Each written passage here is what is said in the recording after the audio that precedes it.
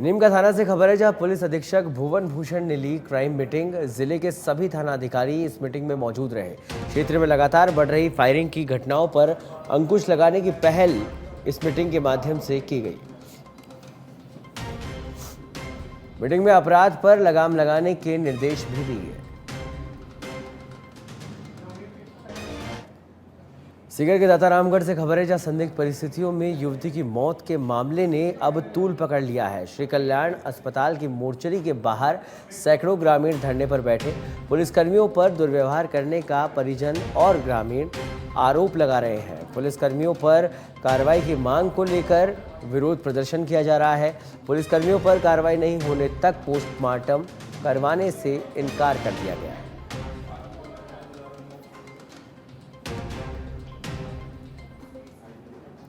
उदयपुर में rising Rajasthan investors summit का आयोजन किया गया। उदयपुर के प्रभारी मंत्री हेमंत मीणा के आतिथ्य में होटल रेडिशन ब्लू में राज्य स्तरीय इन्वेस्टर समिट आयोजित किया गया। कार्यक्रम में उदयपुर ग्रामीण विधायक फूल सिंह मीणा बतौर अतिथि कार्यक्रम में शामिल हुए। प्रभारी मंत्री ने इस दौरान इन्वेस्टर समिट का अवलोकन किया। कार्यक्रम में संभागीय आयुक्त प्रज्ञा केवलार मानी, यूडीए आयुक्त राहुल जैन, नगर निगम आयुक्त रामप्रकाश मौजूद रहे।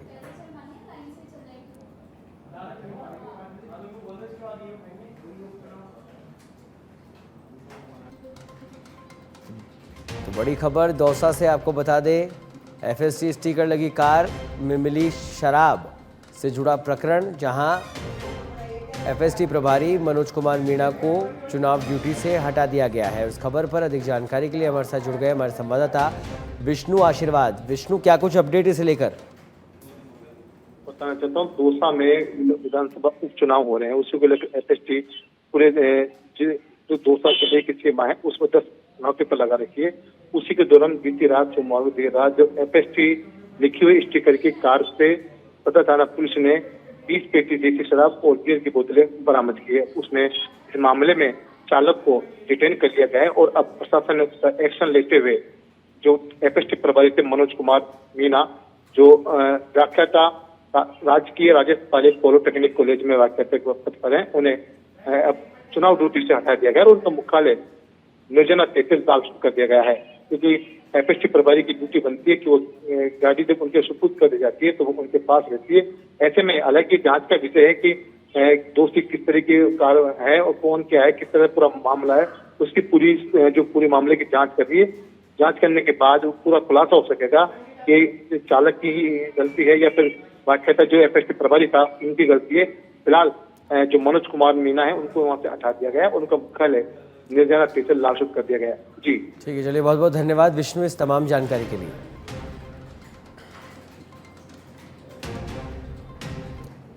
दिल्ली में नवनियुक्त एनसीडब्ल्यू प्रमुख विजया किशोर राहटकर ने आज पदभार ग्रहण किया।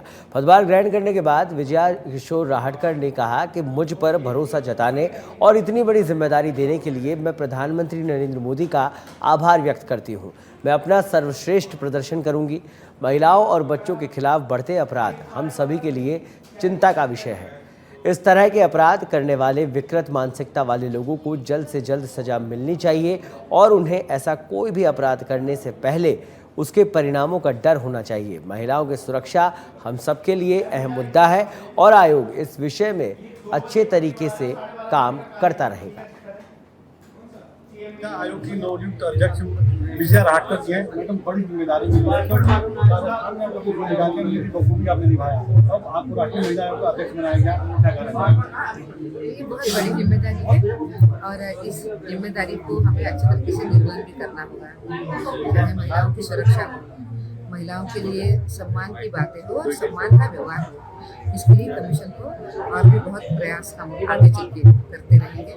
नई नई बातें हमें करनी होगी, जैसे महिलाओं की शिक्षा हो या उसके साथ साथ स्वास्थ्य हो, इन सब विषयों में और अच्छा काम करने की ज़रूरत है।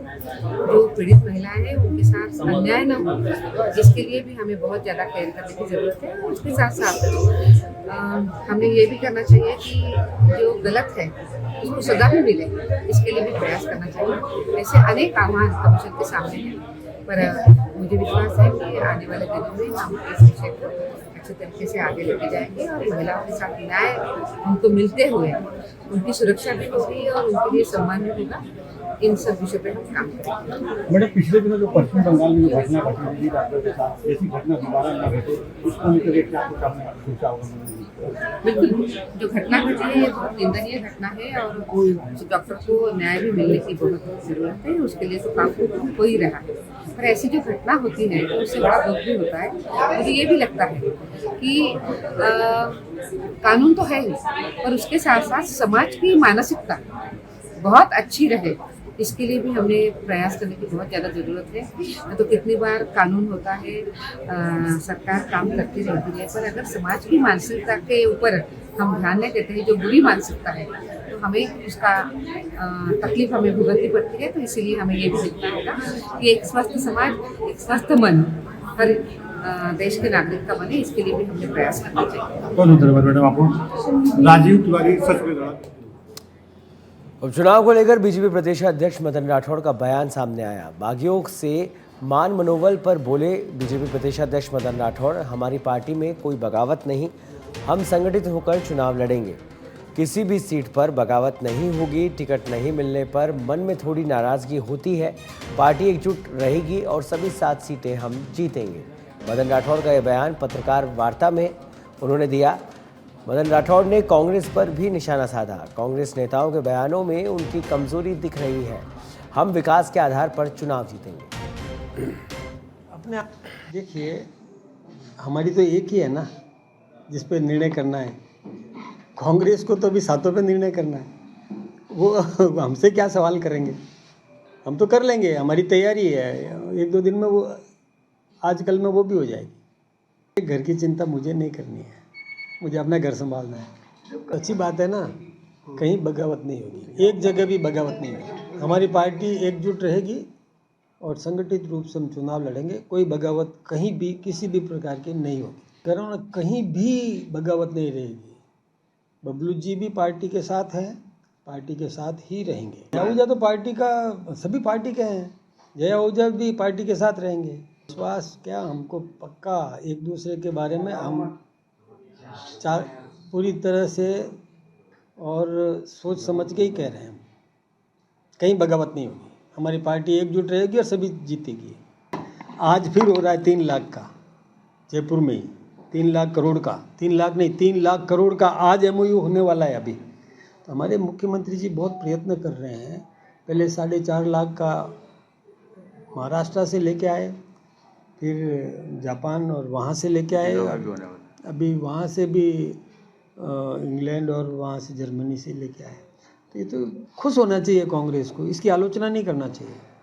वो क्या सोचते हैं कि वो नहीं कर पाए इसलिए हम भी नहीं कर पाएंगे। वो तो इसलिए नहीं कर पाए कि उनकी सरकार चली कहाँ है, कभी होटलों में चली, कभी टांग खिंचाई में लगे रहे, कभी सरकार बचाने की जुगत में लगे।